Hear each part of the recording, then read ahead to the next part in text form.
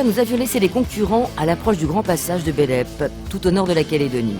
Ils l'ont passé cette nuit, et cette fois, même Kill Bill et Crusader, le duo de tête, a sagement suivi des trajectoires classiques.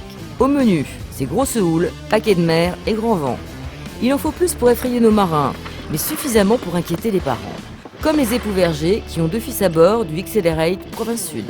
Cette nuit, sachant qu'ils allaient passer le grand passage, on s'est levé plusieurs fois dans la nuit pour voir leur position parce qu'on savait que c'était vraiment la partie de la course assez difficile.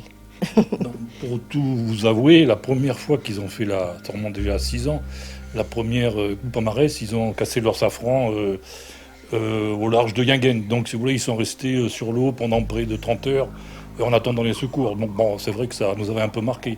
Alors maintenant, le souci, c'est de dire, pourvu qu'ils ne cassent pas, parce que... Et donc, plus ils se rapprochent de Nouméa, plus on est rassuré. Mais il n'y a pas que les parents pour dormir peu. Il y a aussi les épouses. Alors, les nuits, comment elles se passent à la maison? On fait des quarts aussi avec les enfants. On se lève la nuit, on regarde où sont les bateaux. Et le matin, le premier qui se lève alerte les autres.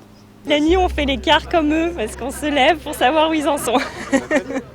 La pire crainte qui casse, c'est qu'il y en ait un qui se fasse mal à bord. Ouais. Voilà, c'est mes pires craintes. Après, le reste qui s'arrive dernier, c'est pas grave. Les conjoints sont extrêmement importants parce que d'abord, ils supportent tous les efforts qu'on peut faire et tout l'investissement qu'on peut faire, que ce soit en termes de temps et en termes de matériel. Et elles nous soutiennent et elles vivent la course à 200%, quoi. Je pense qu'elles sont encore plus impliquées que nous dans la gagne. Oui, j'espère qu'ils vont gagner. X-Cube est le vainqueur de la dernière édition, donc il a toutes ses chances. C'est génial d'avoir un conjoint qui est passionné. On partage un petit peu sa passion aussi. C'est un entraînement, c'est un plaisir.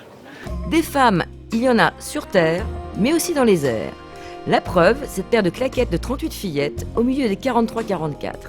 Seule femme de la course, Lorraine Autier, embarquée à seulement 17 ans sur Mange Mieux Bouge Plus. Mes parents, ils sont un petit peu inquiets, je pense, parce que leur fille de bientôt 17 ans est sur l'eau, elle fait le tour de la Calédonie, donc oui, ça doit travailler un petit peu, mais bon, ils sont contents pour moi, ils vont être derrière l'ordi en train de suivre, et voilà. Aujourd'hui, c'est une nouvelle course qui commence. Les voiliers ont le vent de face. On range des spies. Pour rejoindre Nouméa, il faudra tirer des bords, c'est-à-dire zigzaguer. À ce jeu, Crusader et Kill Bill partent favoris. Mais sans oublier Mange Mieux Bouge Plus et Catch Me au pété qui ne lâche rien. Les stratèges comme Franck Camas pourraient faire la différence. Pour le savoir, rendez-vous demain, même chaîne, même heure.